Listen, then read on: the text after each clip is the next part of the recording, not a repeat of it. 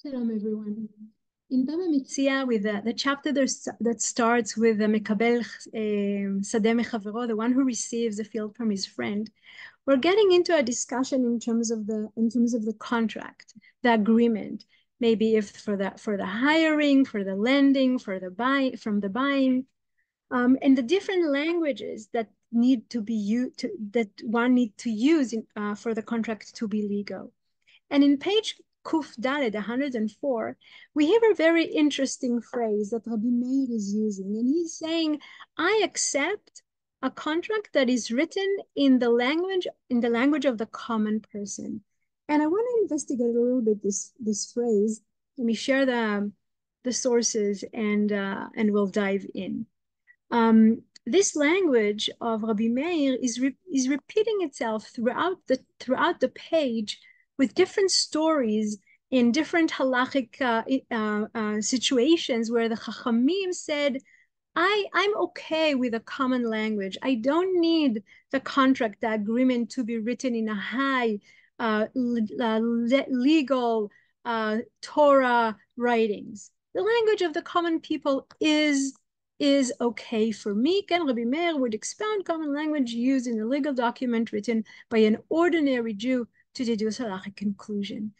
And that language of leshon hediot, the common language of the ordinary person, there are different places in the Gemara, in the different Masachtot, that are mentioning different languages, not languages in terms of Hebrew, Aramaic, Arabic, etc., or Greek, or etc., but the way that people say things, the way that people express their feelings, express their thoughts, the way they call different things, the nickname maybe that they're giving, the common language that we find, we can call it a slang or a simple language. And what we have, for example, let's just give you different examples. There are many more. For example, we're talking about in Nedarim we have Leshon Bnei Adam. Okay, the language, the colloquial language. Okay, it's what people used to say. It's a common language, it's a common expressions that people use. And in another place in Nedarim we have Rabbi Yoshaya that speaks about the language of the Torah. So we already understand the language of the Torah is that the colloquial language, a language of common people, but it's not also the same as Leshon Hediot, not as the common language, it's a different language. And in Nedarim, we have another language, the language of the nations. Rabbi Yochanan is saying there's language of the common people of Israel, and there's language of the Torah. And then the language where people around us using the same phrases, but there's also the language of the nations, which is different. In Baba Batra, there's another interesting expression that we're not going to delve into that one. The least inclusive expression, apachot shebaleshonot. In other words, Chachamim are very aware that there's a variation of the way that people express themselves, and they treat the different ways in a different manner. What we have in our daf, in our page of Gemara, is that the common language for all these Chachamim is enough to be legal, is enough to have a halachic conclusions out of it. But I want to. We'll go back to Hediot at the end, but I want to delve into what is more known to us. It's a phrase that we all know, Dibra Torah Chilshon Bnei Adam. The Torah spoke in the language of people, of ordinary people. And Rabbi Avraham ibn Ezra in Spain in the 13th century would say, I understand in that, in my opinion, the Torah speaks the language of people so that people will understand what is being said. What's the point of giving a Torah in a high language, in a complicated language that people cannot understand what is written in the Torah? So Dibra Torah Kilshon Bnei Adam, the language of people, is so we will understand what is said in the Torah. And Shaddal, Rabbi Shlomo Shmuel David Luzzatto, a Jewish commentator from Italy from the 19th century, in his commentary to Bereshit is saying, the educated will understand that what is directed in the Torah is not the teachings of the natural wisdoms. And the Torah was not given but to direct people in the way of righteousness and justice, and to maintain in their hearts the faith of a one God and providence. In other words, says the Rashada something very interesting. He said, like, the Torah is not a philosophical book. It's not even a theological book written in theological language, like the language of the 19th century of philosophers and theologians that we know of the 19th century, says Shaddai. Do not expect that to be in the Torah, because the Torah is directed to teach every person how to behave, not just what to think philosophically. It's not a physics book. It's not a science book. It's not a philosophy book. It's the way of the Torah. The goal of the Torah is to direct people. It's a practice book. What do we need to do in order to be righteous people? What do we need to do in order to have a just society? And how to get to the idea, or to get to the notion and the belief that there's one God and there's providence, but not through complicated logical philosophical phrases, because the Torah was not given to the sages alone, but to all the people. And just as the matter of the providence and reward was not explained, and it was not appropriate for it to be explained in the Torah in a philosophical way, but the Torah spoke of it in a language of people, even difficult things, or even crucial, very important things like, hashgacha, and like Torah Tagmul. The Torah explained it in its own way, in the way that people will understand. There's a beautiful contradiction to that notion by the Shlash, Shnei Luchot HaBrit, Rabbi Yoshayahu HaLevi Horovitz, who lived in Tzfat in the 17th century, and the Shla is doesn't understand, and he's like, and really it is difficult to say that Torah spoke in the language of people in order to be clear. And in my opinion, it is the other way around, where blessed be the names are real, and the words of the language of people are the ones that are called like that through a question. In other words, he's saying, Dibra Torah kilshon bnei Adam, the Torah spoke in the language of people, is with a question mark. Do you really think that Torah speaks in the language of the common people? Do you really think that these are simple words? Of course not, he says. The entire Torah, him being Kabbalistic, is saying that the entire Torah is the names of God. It's holy. The truth of the Torah, it's because it's using names of God and holy words. And therefore, don't think that even if you can understand the language of the Torah, it's your language, because it has a higher language. But I just brought him as the one who says, taking us to the opposite way. But most of the Parshanim, most of the Chachamim understand that Dibra Torah Kilshon Bnei Adam.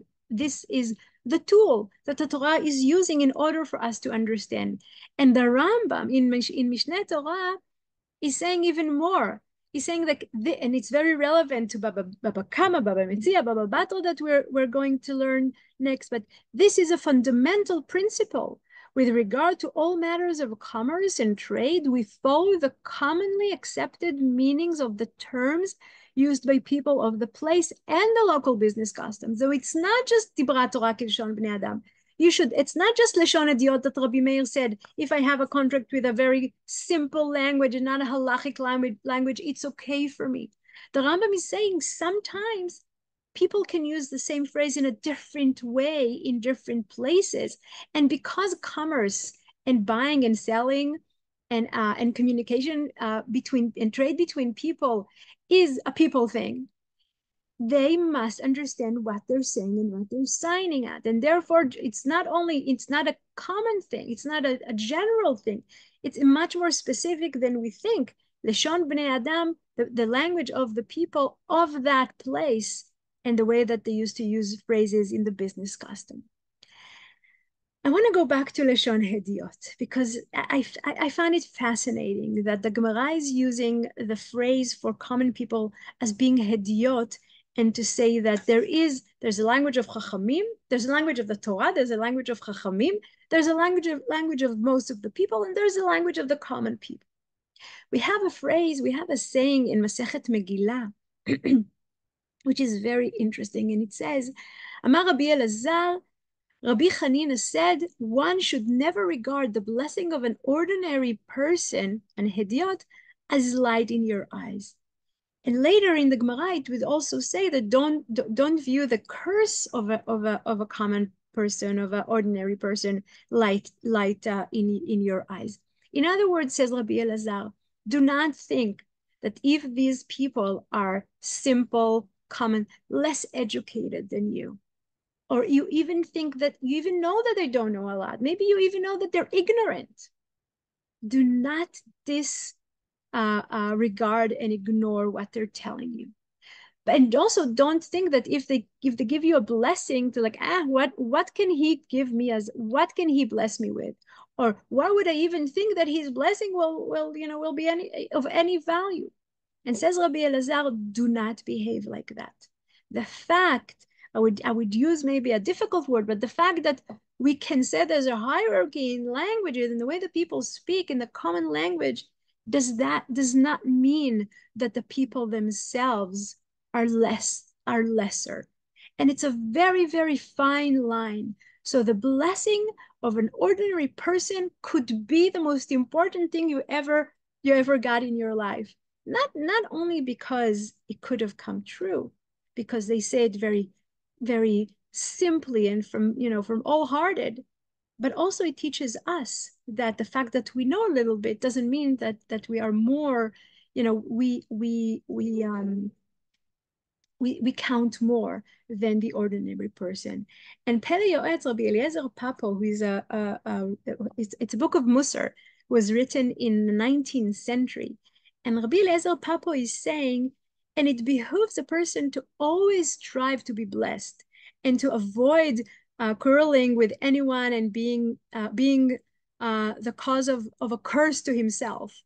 For our sages said, do not let blessing of a layman be light in your eyes, and do not let the curse of a layman be light in your eyes. In other words, as the curse is in brachot, the blessing is in Megillah. In other words, he's saying like Rabbi Papo is saying, first of all, another lesson. If people give you a bracha, take it. Be happy about it. Don't find yourself in situations where people will, God forbid, curse you. But when someone is giving you a bracha, in a way, this is my addition, in a way, it's one of the higher connection of human beings. The higher interactions of human beings is to be blessed and to bless other people. And if you think to yourself, what does she know in order to give me a bracha? Then I'm missing something. I can miss on having a bracha for someone special that I consider maybe ignorant, but didn't understand that there's something very pure coming from the heart. And the Rashba, Rabbi Shlomo ben Aderet, the Spanish sage from the 13th century, is saying is putting it all also in proportion, and he's saying everyone who is less qualified than his friend in a matter is called a layman compared to him. We are all hediotot. We are all laymen compared to other people. And the example that he gives is King David is called a layman in the work of the temple, even than one of the lesser priests. David HaMelech is a king. He cannot be a Kohen, so he is an hediot compared to the Kohanim and the Levim. And also the priests were called laymen in compared to high priest, Kohen hediot. Now there's a Kohen Gadol, and the rest of the Kohanim are hediotot compared to the high priest. Also, in the matter of building of the temple, the greatest in Israel is called a layman in compared to the artist. We have Bezalel, we have Eliav, and the rest of the people, even though they can come from the most important family, they can be Moshe Rabbeinu, but compared to the artist, they're hediotot. I think the lesson that Rashba is teaching us is a great lesson, not only in terms of the language, but also understand that our language can be a language of a layman compared to other people, but us ourselves can be layman, our layman in compared to to people who understand more than us in different matters. And maybe that notion will bring us the balance of not to view ourselves too high, not to view ourselves also too low, but to have the balance of understanding that there is room for all the different languages, and there's room for all the different people, and behave and places, and contributions, human contributions in our world.